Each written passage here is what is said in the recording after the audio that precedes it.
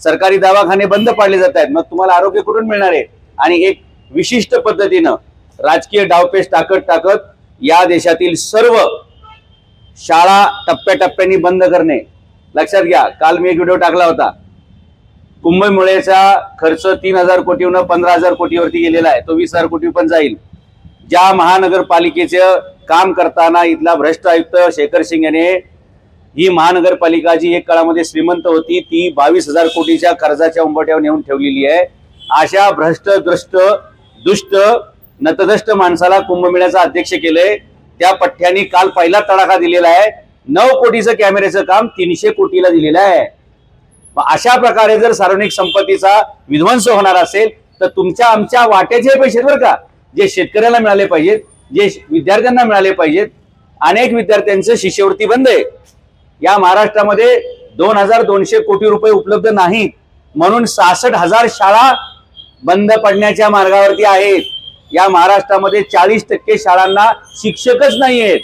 म्हणजे 100 शिक्षक पाहिजे तिथं 60च शिक्षक आहेत. असे सगळे प्रश्न आपल्या समोर उभे असताना आपण नागरिक म्हणून आपल्या हक्कांसाठी काय लढतोय का? आपण सगळे मोबाईलमध्ये बिझी आहोत. आपण रील बघण्यात बिझी आहोत. रोल करण्यात कोण बिझी आहे? आपण रोल सुद्धा केला पाहिजे. किती म्हणजे आणि किती वर्ष आपण रस्त्यावरची आंदोलन करायची? मी माझ्या आयुष्यात कधी उपोषणाला बसलेलो नाही, कुठेही मोर्चा काढत नाही आणि कुठेही 50 कार्यकर्ते माझ्यासोबत या आपण दबाव वगैरे तयार करू असलं काय भानगड आपल्याकडे नसते. बाबासाहेब आंबेडकरांच्या फक्त 2 गोष्टी मी माझ्यासोबत घेतल्यात. एक खिशाला हे असते आणि खिशामध्ये एक कागद असतोय. या 2 गोष्टीवर मी भल्या भल्यांना इथं वाकवलेले आणि भविष्यात सुद्धा मी वाकवू. आपण काय करतोय माहितीये का? रिपब्लिकन जनता ही नेहमी प्रतिक्रियावादी बनवलेली आहे. प्रतिक्रियावादी आणि क्रियावादी याच्यात फरक आहे. कुणीतरी काहीतरी भानगड करतं त्याच्यावरती आपण रिॲक्शन म्हणून मोर्चे काढतो. रिपब्लिकन जनता म्हणजे मोर्चे काढणारी जनता.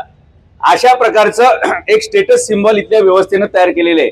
खरं तर आपण रिॲक्टिव्ह न होता प्रोएक्टिव्ह झालं पाहिजे. आलं लक्षात? म्हणजे ज्या दिवशी या शहरामध्ये ताडे साहेब माझ्या विचाराचा महापौर बसेल, म्हणजे माझ्याच पक्षाचा बसेल, मी पक्षाबद्दल इथे जास्त काय बोलणं माझं योग्य काम नाहीये, पण ज्या दिवशी हे सगळं होईल त्या दिवशी मी या शहरातील सर्व पुतळे हटवून टाकेन, सगळ्याच महापुरुषांचे, आणि ते पुतळ्यांच्या जागी त्याच महापुरुषांच्या नावाच्या अभ्यासिका चालू करेन. अभ्यासिका चालू करेन. कशासाठी तुम्ही मेन जागा अडकवता? मग ते शिवाजी महाराज असोत, बाबासाहेब आंबेडकर असो, महात्मा फुले असोत, इतर कोणतेही महापुरुष असोत. मी आता या महिन्यामध्ये सिंगापूरचा दौरा केलेला आहे. हे कशामुळे सांगतो तुम्हाला सांगतो. शिवाजी महाराजांनी एवढं मोठं स्वराज्य निर्माण केलं. कुठल्याही किल्ल्यावर स्वतःचं नाव नाहीये, कुठेही पुतळा नाहीये, कुठेही स्मारक नाहीये. कारण शिवाजी महाराजांना पण हे माहित होतं की आमच्या येणाऱ्या पिढ्यांना आमचेच पुतळे दाखवून मूर्ख बनवलं जाईल. लक्षात घ्या. आणि बाबासाहेब आंबेडकरांनी सांगून ठेवलं होतं की महापुरुषाचा पराभव करण्यासाठी महापुरुषांच्याच प्रतिमा वापरल्या जातील. आणि दुर्दैवानं आपण प्रतिमेमध्येच अडकत चाललेलो आहोत. माझ्या मते आता मी जे सिंगापूरला दौरा केला, ज्यांनी तो सिंगापूर देश बनवला ते प्राईम मिनिस्टर ली क्युन क्यू यांचं एकही स्मारक नाहीये. तो देश भारतापेक्षा 70 पट पुढे आहे. 1965 ला स्वतंत्र झाला. आताशी लोकसंख्या 45 लाख आहे. आपल्यापेक्षा 8 पट लोकसंख्या आहे घनतेच्या बाबतीत. एवढासा देश आहे, 20 किलोमीटर बाय 40 किलोमीटर. पण तो देश ज्याच्याकडे स्वतःची शेती नाही, स्वतःचं केमिकल नाही, स्वतःचं खनिज नाही, म्हणजे बॉक्साईट, सोनं, चांदी असं काही नाहीये, पेट्रोलियम पदार्थ नाहीये, कुठलीही टेक्नॉलॉजी नाही त्यांची जपान सारखी, जर्मनी सारखी, तरी सुद्धा तो देश, चिमुकला देश, आपल्यापेक्षा 70 पट पुढे आहे. कशामुळे? तर त्यांच्या प्राईम मिनिस्टरांनी सांगितलं की माझे पुतळे उभे करण्यात वेळ घालवू नका, माझी जयंती महंती करण्यात वेळ घालवू नका, माझे पोस्टर लावत बसू नका. मी ज्या विचाराने सिंगापूर उभा केलंय तो विचार तुम्ही पुढे न्या. आज सुद्धा तुम्हाला सिंगापूरमध्ये आठवडाभर फिरले तरी सुद्धा एकही पोस्टर दिसणार नाही. सत्ताधारी पक्षाचं सोडून द्या, विरोधी पक्षाचं पण नाही. कोणाला पोस्टर नाही, कोणाचं स्मारक नाही, कोणाचाही पुतळा नाही. काय आहे तिथे? तर विचाराने ते लोक पुढे जातात. आणि म्हणून आम्हाला गरज कशाची आहे? आम्हाला चांगल्या शाळांची गरज आहे, आम्हाला चांगल्या दवाखान्यांची गरज आहे, आम्हाला ज्या मोक्याच्या जागा आहेत तिथे, ज्या मुख्य जागा आहेत ना तिथं कमर्शियल कॉम्प्लेक्स आहेत. आपल्याकडे जिथे 4 रुपये मिळण्याची शक्यता आहे त्या सगळ्या जागा पुढाऱ्यांनी ब्लॉक केल्यात. खरं तर त्या जागा मोकळ्या करून आपण त्या ठिकाणी चांगल्या शाळा, चांगल्या अभ्यासिका, चांगले दवाखाने हे उभं केले पाहिजे. त्या वास्तूंना त्या महापुरुषांची नावं दिली पाहिजे. पटतंय का तुम्हाला माझं म्हणणं काय? पटतंय का? कारण जर आपल्याला लढाई लढायची असेल तर ज्ञानाशिवाय आपण लढाई लढू शकत नाही. पुतळे हातात घेऊन, मूर्त्या हातात घेऊन, पोस्टर हातात घेऊन आम्ही लढाई लढू शकत नाही. आम्हाला लढाई लढावं लागेल फक्त विचाराच्या माध्यमातून, आणि ते विचार देण्याचं काम हे संविधान आपल्याला करतं. आणि म्हणून आपण संविधानिक चौकटीतून संविधानाने दिलेले अधिकार वापरून आपण लढलं पाहिजे. आपण खरं तर फक्त आपल्या हक्काबाबतीत सावध आहे बरं का, की आम्हाला घटनेनं कलम 19 दिलेलं आहे, काय बोलण्याचं स्वातंत्र्य दिलेलं आहे, बरोबर. आम्हाला अधिकार माहिती आहे. तो कर्तव्याबाबतीत काय, कर्तव्याची जाणीव किती लोकांना आहे? सरकारी कर्मचारी हे आपले नोकर आहेत याची जाणीव किती लोकांना आहे? त्याला तिथे जाऊन साहेब म्हणण्याची गरज काय? तुम्ही नोकराला साहेब म्हणून बोकांडी घेताय ना, त्याला कशाला बोकांडी घेताय? तुम्ही एखाद्या सरकारी अधिकाऱ्याकडे जाता तेव्हा केबिन हळूच उघडतात चोरासारखी आणि विचारतात, साहेब आतमध्ये येऊ का? अरे कोणाला विचारता आत येऊ का?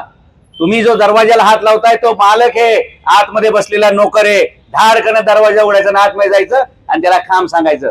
ताण लागले असेल सांगायचं, पाणी मागाव. चहाची वेळ झाली असेल तर चहा दे सांगायचं. आणि जास्त वेळ बसवलं तर नाश्ता पण दे म्हणायचं. तुझ्या बापाचे पैसे नाहीत, हे आमच्या टॅक्सचे पैसे आहेत.